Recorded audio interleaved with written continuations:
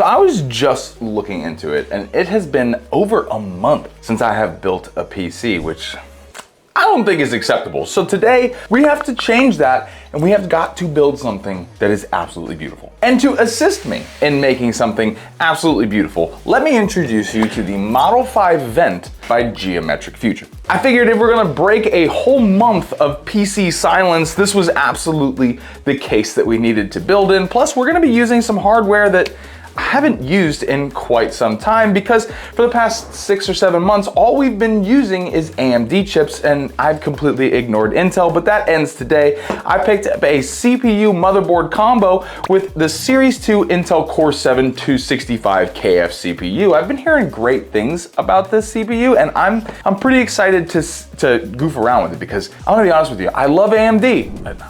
Every build can't be AMD. So hopefully this thing lives up to the hype. Now, aside from the fact that I am very excited to build with Intel again, I am also extremely excited to build in the Model 5 Vent here. I built in the Model 5, it was the black and yellow version not too long ago, and it had unbelievably wonderful airflow. And this has even more airflow because the vent option does give you the ability to put fans up front, which we absolutely will be doing. Plus, I think it's possible to have 15 fans in this thing, and I'm probably gonna do that. Now, for dimensions, the Model 5 is 18.9 inches long, 9.5 inches wide, and 17.3 inches tall. For motherboard support, we do get eATX, ATX, MATX, and ITX, and I do not recommend putting an ITX motherboard in here. It would look hilarious because it doesn't really translate on screen, but standing next to this thing, it is a very big PC case. Now, as of recording this video, this case comes in at $150 for the version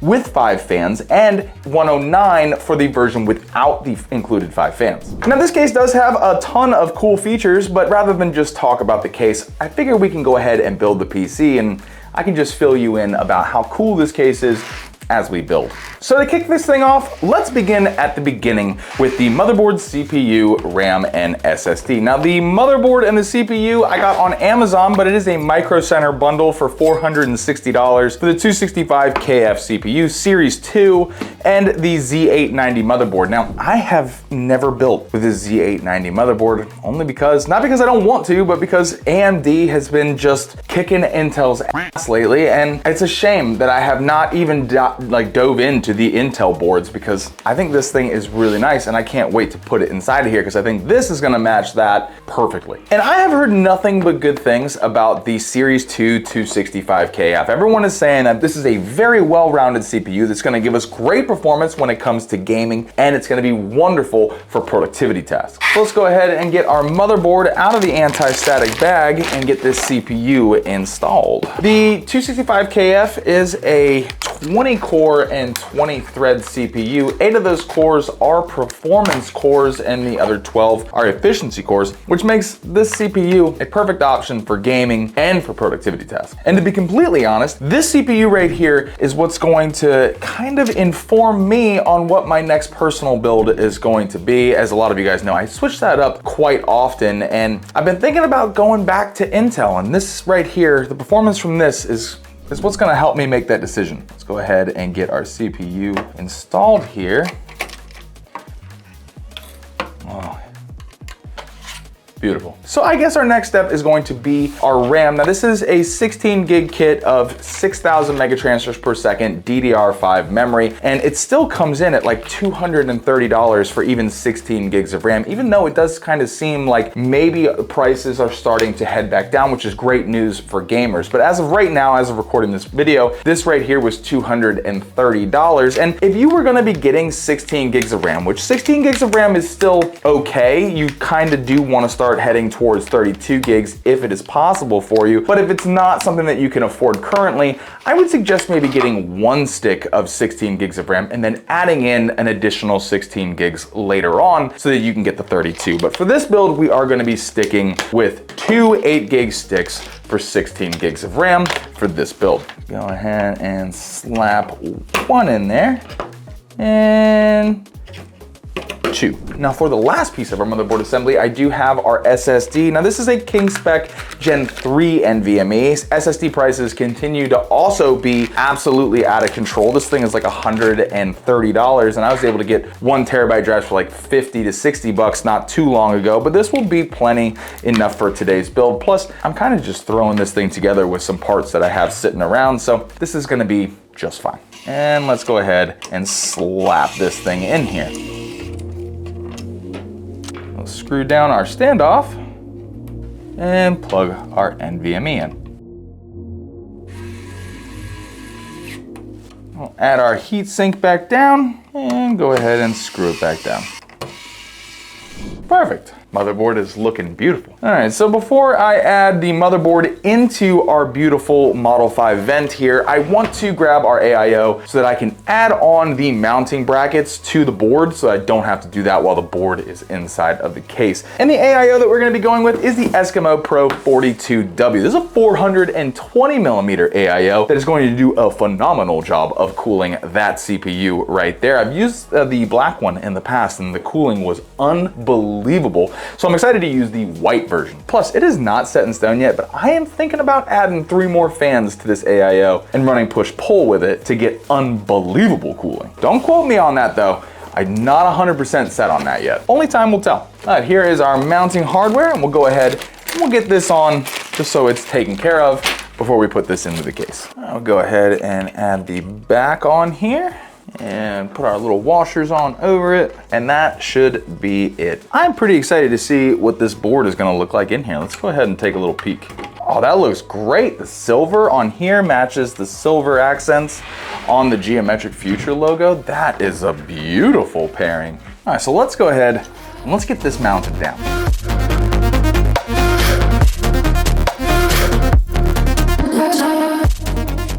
So now that we have our motherboard firmly attached to our case and looking mighty beautiful, I might add, let's go ahead and talk about the power supply for this system, because this case actually shares more similarities with MATX cases than it does a full ATX case, where the power supply actually goes here. This box right here is what houses our power supply, and then the case comes with this cable right here already mounted to the case. This will plug into your power supply, and then you will plug your computer to the wall right here. Most ATX cases have a second chamber that you use to hide your power supply, but this case does things a little differently. Now this right here is the area in which your power supply will be connected. You will have your fan right here. Your cooling fan will actually be right here, and with a mesh backing here so you can make sure your power supply is getting all the airflow that it needs. And to easily mount your power supply into the case, there is a thumb screw up top. All you're gonna have to do is unscrew that. This little bracket slides out, and then you will attach this to your power supply so that you can just easily slide your power supply in and then fasten it back down. Now for the build that we're going to be putting together today, a 650 watt power supply should be more than enough to make sure that the system performs the way it should. Now,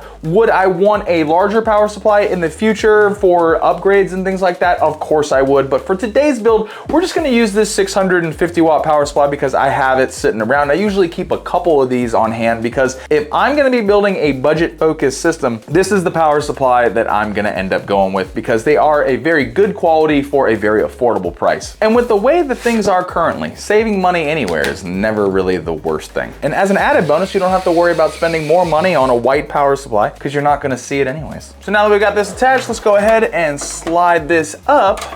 Make sure you kind of get these little pegs locked in, and then boom, look at that. Fits like a glove. Make sure we fasten it back down with our little included silver screw. Now, obviously using a black power supply inside of your white PC build, you're gonna get black cables. Nobody really wants that, so you're gonna go ahead. Cable extensions, they're white, they're gonna match this build, and you're not even gonna know that our power supply was black.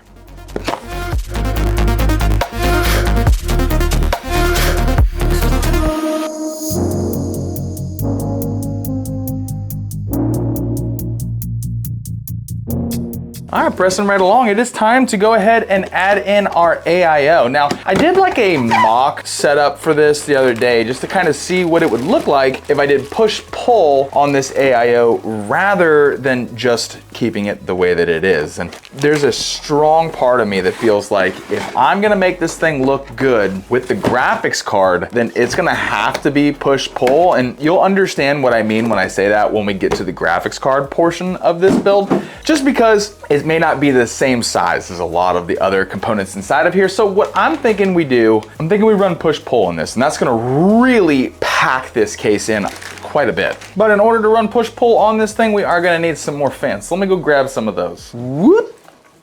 I picked up 3 packs of these fans, which is probably way overkill because there's no way I'm gonna be able to use them all, but I can use them in other builds later. I know there's a lot of people out there that say they don't really like the more squared off fans. I disagree. I think that these look unbelievable. Plus the tiny, thin RGB on here just makes these things look great. In my old age, I have started to shy away from more RGB, and the minimal RGB style is kind of where I'm at. Here is where we're gonna get into a little bit of trouble here. This 420 millimeter AIO is absolutely humongous. And the problem is their fans have these little like adapters so that you can daisy chain them together attached so close to the actual fan that it's hitting here on this back wall where we put our power supply, making it so that I won't have the ability to screw this in. And I kind of remember that being an issue with these fans in the past. If you look right here, there's so many of them and there's nowhere to really hide these thick plastic pieces. So I think what I'm gonna do is I'm gonna try and maybe rotate these so that all these plastic pieces are more towards this side so that I can hide it back here rather than them hitting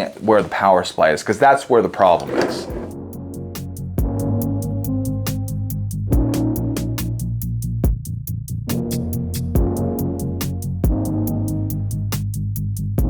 So I went ahead and I think I fixed the problem. I believe that we will have enough clearance so that we can properly mount this completely and it'll miss all these pegs here. And then I also went ahead and added the push-pull. This thing is going to be unbelievably thick in here. Check this out. Hold on, let me see if I can't get this in here. Oh man. Uh-oh, is this even gonna fit?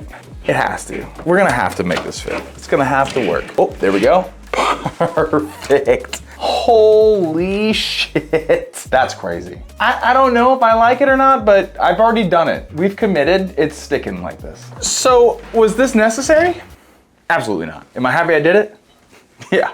So now all we gotta do is put a little goop down here on our CPU, attach our pump head, and the AIO assembly is complete. So I honestly thought that it was gonna look a lot weirder than it does. I think it looks pretty cool. Plus, it's gonna make more sense once we get to the graphics card because we're gonna be vertically mounting our graphics card, and I needed this space to be filled up to kind of make it look more compact, because if I didn't, it would make the graphics card seem like it's too small. Still a good graphics card, but it would look a little odd. And I think the design choice is the right choice here. But there is one more thing we have to do before we can even get to the graphics card, and that is add our front 2 fans. Remember, this is the vent version, so this front portion right here does pop off so that if I can do it without breaking it, there we go. This part does come off so that we can add 2 more fans. Now, I originally thought 3 120 millimeters would be the right call. I've seen photographs of them using 3 120 millimeter fans here, but I'm gonna put 2 140 millimeters up here to get just unbelievable airflow. One down here and then one up here. Now, before I add these fans in, I did want to talk about this shelf they have here. This is just a shelf to hide like a Funko Pop or something like that. I removed it on my Model 5 review, and I'm gonna remove it in this one as well. I don't like it, so I'm gonna get rid of it. Now, what would pique my interest is if I got the Trix AIO that has the stage. I think it's called the Stage AIO, and you can have like a stage here and another stage here. That'd just be, you could put like a ton of action figures inside of here. I think that would make for some pretty cool customization. Just not for me. So now it is time for what is undoubtedly everybody's favorite part of any one of these PC builds, and that is the graphics card selection that we decided to go with. Now, I have been talking about it this entire build that I am packing this thing in because of the graphics graphics card. And the reason that I'm doing that is because our graphics card is really not all that big. And with how large this case is and how big these fans are, it would easily dwarf our graphics card, making it look a little silly. And to try and combat that a little bit is why I filled this thing in so much, which makes this area not seem so humongous, which will help make our graphics card not look so out of place. Now, the graphics card that I did go with is this 9060 XT 16 gig graphics card. It's great 1080p card and it's a 1440p capable card, so it's gonna fit in with this build nice, even though for an Intel system, I'd have much rather gone with NVIDIA, because this is, with Intel, it's gonna be more of a productivity task kind of PC, but it'll still be a strong gamer. And a 9060 XT is a strong gaming card, so we're gonna be adding that into our system here. But let me show you what I'm talking about in terms of its size. This is how thin this graphics card is. Now, I don't dislike this card, but it is a very small card in comparison to this humongous case. So if I were to take this card and mount it in normally, it would be very skinny and it really wouldn't look all that great. But if I can mount it vertically, it's gonna continue to kind of fill in a lot of this space for this case. And because I've kind of shortened it in and packed it full, it won't look so tiny. Now, vertically mounting a graphics card in this case is very easy, but it comes with a drawback. You are able to take the PCI Express covers here, unscrew this entire system,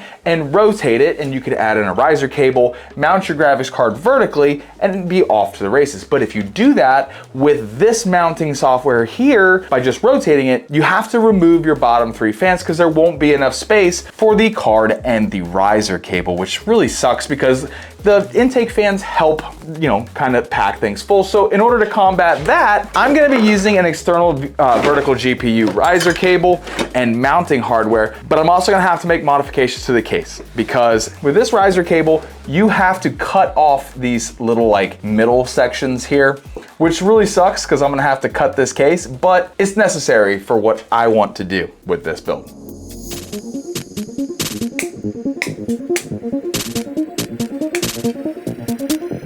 So we've got this piece cut up, and I'll admit it looks a little crazy, but once you go ahead and you add in this piece here, you're really not gonna be able to tell anyways, so who cares? So let's go ahead and get this reattached so that we can get our graphics card in.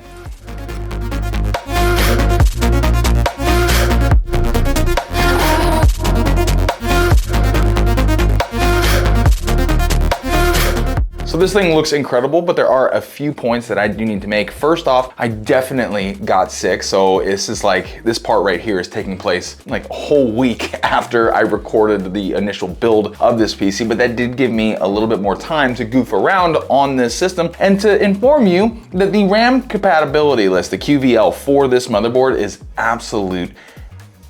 The RAM that I had purchased for the original system, the 16 gigs of T-Force RAM, I've never built a PC where the T-Force RAM does not work with the system. I've also never built a PC where Corsair Vengeance RAM doesn't work with the system, but for this particular motherboard, the only RAM that is compatible with this board is the most expensive DDR5 RAM that exists on the planet. So I actually could not get any RAM to work with this system, and I ended up spending an additional $400 for a Corsair Vengeance RAM kit for this PC that did not work. I actually had to pull the G-Skill RAM, the black G-Skill RAM, out of my personal system to put inside of here and use the Corsair Vengeance RAM, the white Corsair Vengeance RAM, on my current PC, just so that I could get this system to run. But with all that information, now that you know that the RAM is going to be different inside of this PC, let me show you what the final build looks like.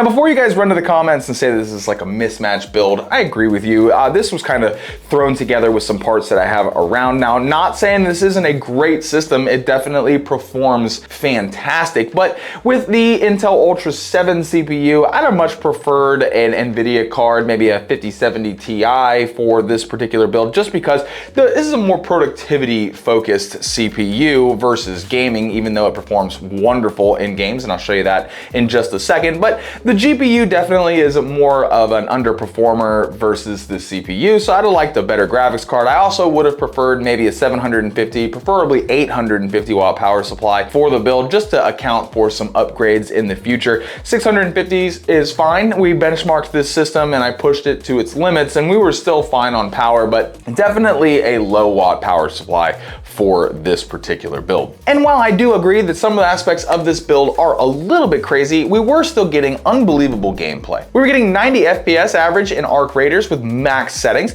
and we're getting 101 FPS in Battlefield 6 at the game's overkill preset. Now, those two games are really gonna hit the graphics card, but what I wanted to see was how well this Intel CPU was working, because I'm kind of thinking about maybe switching to Intel for my personal build. So I loaded up Jurassic World Evolution 3, and in my particular map, I have over 1,000 dinosaurs in my main cage there. It's all herbivores, and I really love that build because it will completely dominate a CPU, and this CPU performed wonderfully, getting an average of 66 FPS at full settings, max ray tracing, max everything, and we had 0 hiccups. So this CPU is doing a great job in performing in a game that's going to hammer your CPU. But out of all the things that I would need from a computer, the one thing that I do the most is edit, and for this particular CPU, it actually performed really well. I took all of the gameplay clips. It was about a 15-minute 4K long video, and it took this system 15 minutes to render that 4K video, which is really, really great. But if there is one thing that we're gonna take away from this entire build here, is that the Model 5 vent produces some of the most outrageous airflow.